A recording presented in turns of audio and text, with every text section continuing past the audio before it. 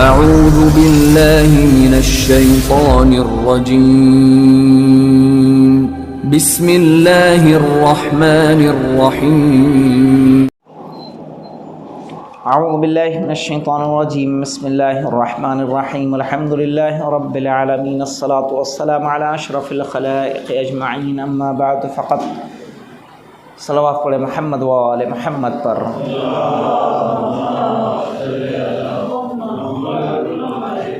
اس سے پہلے ہم نے اہل بیت کون ہیں وہ آیت تطہیر کے ضمن میں بیان کیا کہ اہل بیت کے دائرے میں کون لوگ آتے ہیں۔ اس کے بعد حدیث ثقلین سے، حدیث امان سے اور حدیث سفینہ سے، یعنی کشتی والی حدیث سے کہ مثل اہل بیتی کا سفینتین نوح، اس سے ہم نے اہل بیت کی فضیلت کو بتایا کہ اہل بیت کا مرتبہ کیا ہے۔ کہا جو مرتبہ قرآن کا ہے وہی مرتبہ اہل بیت کا ہے۔ آج ہم بات کریں گے اہل بیت کے مرتبے کو نہج البلاغہ کی روشنی میں، کہ نہج البلاغہ میں مولائے متقیان علی ابن ابی طالب علیہ السلام نے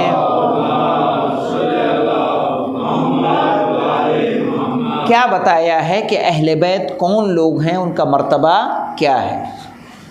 ان کی عظمت کو سمجھنے کے لیے ان کا جاننا ضروری ہے۔ مولائے کائنات نہج البلاغہ میں فرما رہے ہیں، نہج البلاغہ خطبہ نمبر 239 ہے کہ ہم عیش العلم و موت الجہل، یعنی یہ حضرات علم کی زندگی ہیں اور جہالت کی موت ہیں۔ کون؟ اہل بیت۔ علم کو اگر زندگی مل رہی ہے تو اہل بیت سے، جہالت اگر مر رہی ہے تو کس کی وجہ سے؟ اہل بیت کی بڑپن اور ان کی بزرگی کی وجہ سے۔ لا یخالفون الحق ولا یختلفون فیہ، یہ اہل بیت حق کی مخالفت نہیں کرتے اور نہ حق کے بارے میں ان کے بیچ کسی طرح کا کوئی اختلاف ہوتا ہے۔ امام حسن بھی امام ہیں، امام حسین بھی امام ہیں، لیکن کوئی اختلاف ان میں نظر آتا ہے کہ نہیں تم امام نہیں میں امام ہوں؟ نہیں، اس طرح کا کوئی اختلاف نہیں۔ کہا لا یخالفون الحق، یہ حق کی کبھی مخالفت نہیں کرتے اور حق کے بارے میں ان کے درمیان، ان کے بیچ بھی کسی طرح کا کوئی ڈسپیوٹ نہیں ہوتا۔ ہم دعائم الاسلام ولائج الاعتصام بہم عاد الحق الى نصابہ وانزاح الباطل عن مقامہ، کہہ رہے ہیں یہ اسلام کے ستون ہیں، اسلام کے پلر ہیں۔ کون؟ اہل بیت علیہم السلام، اسلام کی بنیاد ہیں اور پناہ حاصل کرنے والوں کے لیے پرامن پناہ گاہ ہیں۔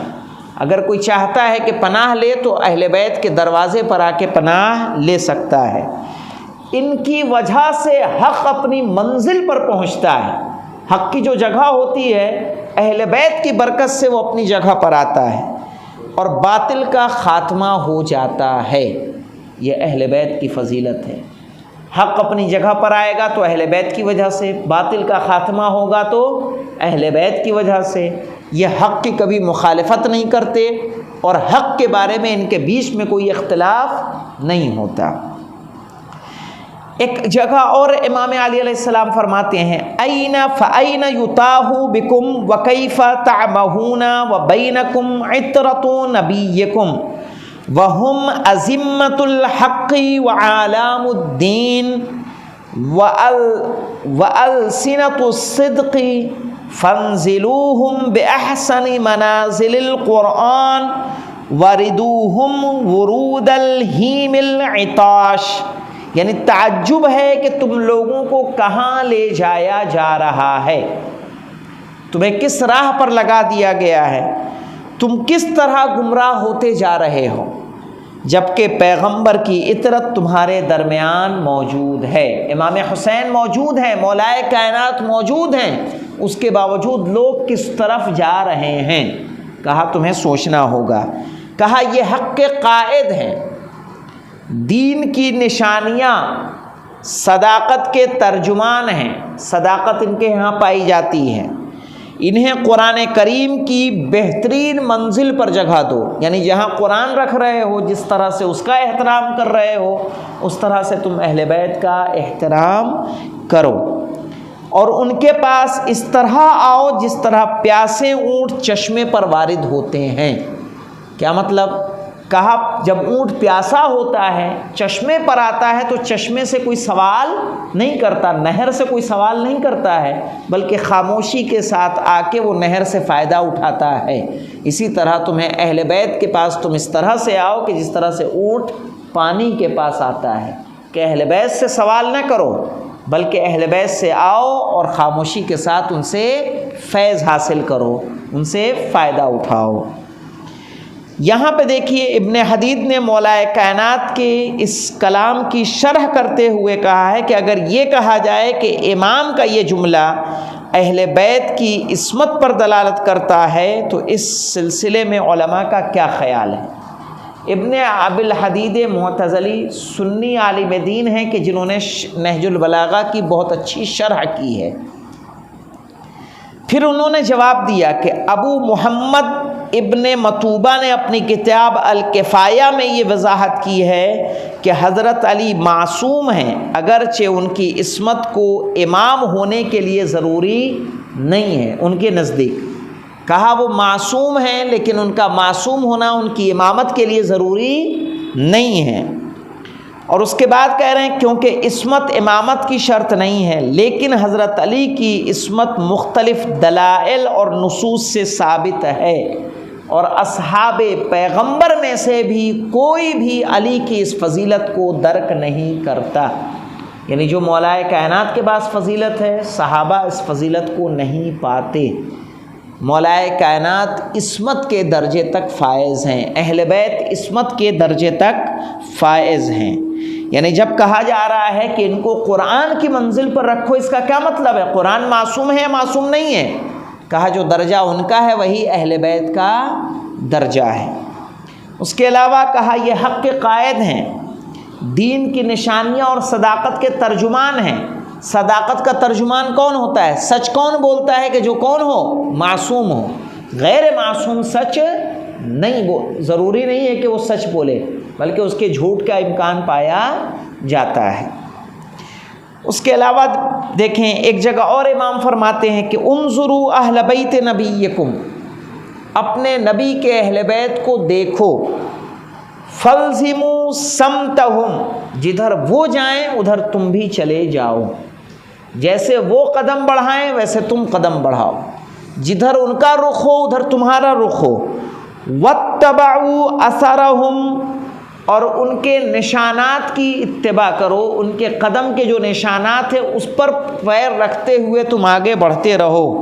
فَلَن يُخْرِجُوكُم مِّنْ هُدًى، وہ تمہیں کبھی بھی ہدایت سے باہر نہیں لے جائیں گے، وَلَن يُعِيدُكُمْ فِي رِدًى، اور تمہیں بھی کبھی بھی گمراہی کی وادی میں واپس نہیں لے جائیں گے۔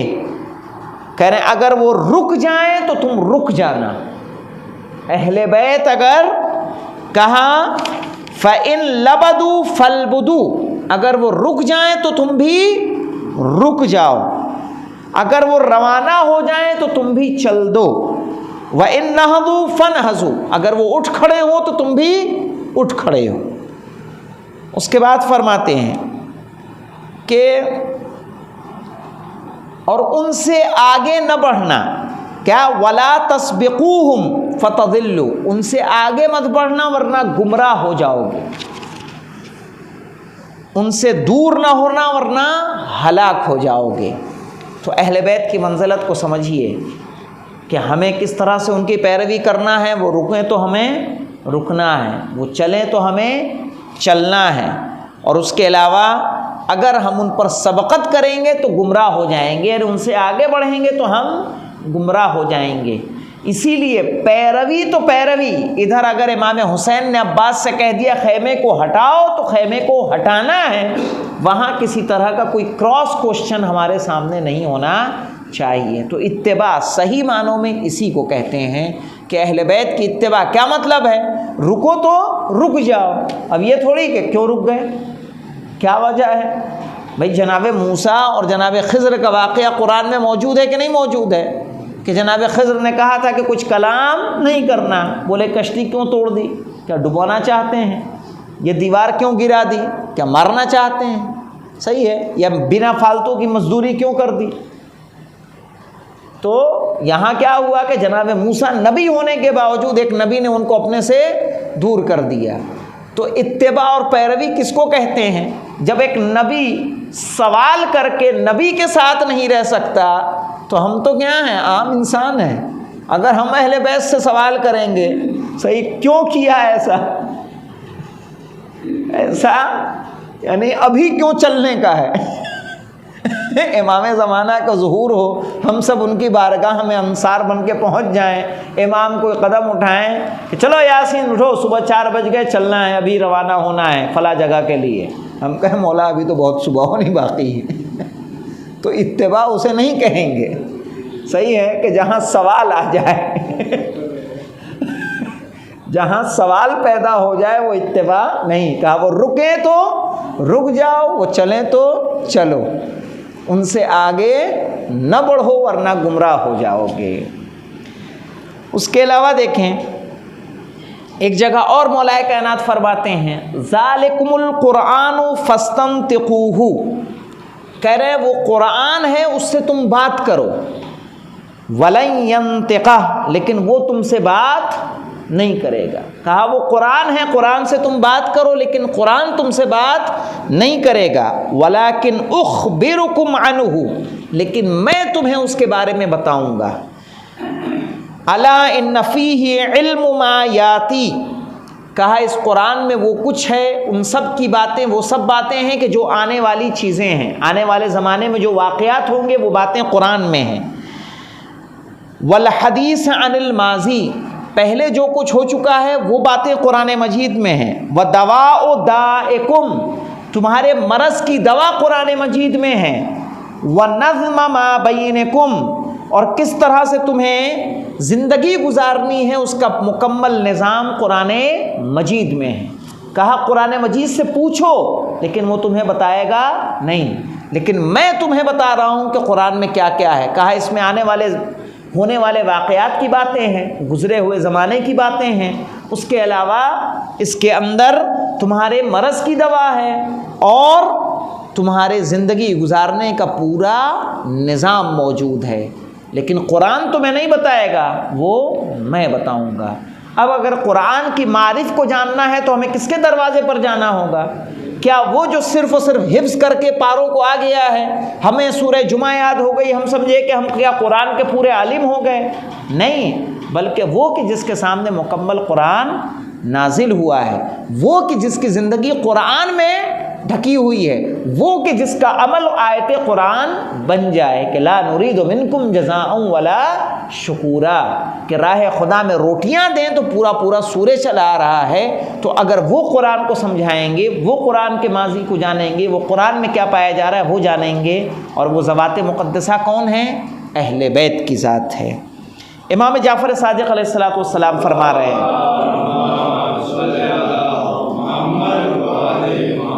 کتاب اللہ فیہ نبأ ما قبلکم، کہ اللہ کی کتاب میں تم سے پہلے ہونے والے واقعات ہیں، وخبر ما بعدکم، اور جو کچھ بعد میں ہونا ہے اس کی بھی خبر کس میں ہے؟ قرآن مجید میں ہے۔ وفصل ما بینکم ونحن نعلمہ، اور کہا تمہارے درمیان اختلافات کا حل بھی قرآن میں ہے، لیکن ہم ان سب چیزوں سے واقف ہیں۔ کون واقف ہے؟ اہل بیت واقف ہیں۔ کہا قرآن میں سب کچھ ہے لیکن ہم اس سے واقف نہیں ہیں، لیکن اہل بیت اس سے واقف ہیں۔ ایک دوسرے مقام پہ فرمایا نحن الراسخون فی العلم، ہم ہی لوگ ہیں کہ جو علم میں راسخ ہیں، وَنَحْنُ نَعْلَمُ تَأْوِيلَهُ، اور ہم ہی قرآن کی تعویل کو جاننے والے ہیں۔ ایک اور موقع پر آپ نے ارشاد فرمایا واللہ انی لأعلم کتاب اللہ من اولہ الی آخرہ، کہ قسم بخدا میں اللہ کی کتاب کو شروع سے آخر تک جانتا ہوں، کأنہ فی کفی، ایسے جیسے کہ وہ میری ہتھیلیوں میں ہو۔ اہل بیت کی عظمت کو پہچانیے. کہا میں قرآن کو شروع سے آخر تک جانتا ہوں، بالکل ویسے ہی جیسے وہ میری ہتھیلی پر ہو. اس میں آسمان کی خبر ہے، زمین کی اطلاع ہے، اور جو کچھ ہو چکا ہے اور جو کچھ بعد میں ہونے والا ہے سب کی خبریں موجود ہیں. خدا وند عالم کا ارشاد ہے کہ اس میں ہر چیز کا علم موجود ہے. تو اگر رسول فرما رہے انی تارک فیکم الثقلین کتاب اللہ و عطرتی، کوئی کہے کہ حسبنا کتاب اللہ، ہمارے لیے کتاب کافی ہے، تو کیا اہل بیت کو چھوڑ کے کہ جن کے پاس کتاب کا مکمل علم ہے کوئی چاہے کہ کتاب کے مطالب کو سمجھ لے؟ وہ سمجھ نہیں سکتا. اس لیے کہ خدا کیا چاہتا ہے، خدا ہمیں بات کی کس طرح کی باتیں ہمیں بتانا چاہتا ہے، یہ کون بتائے گا؟ اہل بیت بتائیں گے. اب اس کے بعد ایک مرحلہ آتا ہے عقل کا، کہ جو ہمارا چوتھا حجت ہے اور ایک بیس ہے مسائل کو لینے کا. پہلا قرآن جس کے بارے میں ہم نے گفتگو کی، دوسرا سنت نبی، تیسرا سنت اہل بیت اور سنت ائمہ، اور چوتھا عقل. تو 3 باتیں ہماری ہو چکی ہیں. انشاءاللہ عقل کے بارے میں کل ہم لوگ بات چیت کریں گے. والحمدللہ رب العالمین.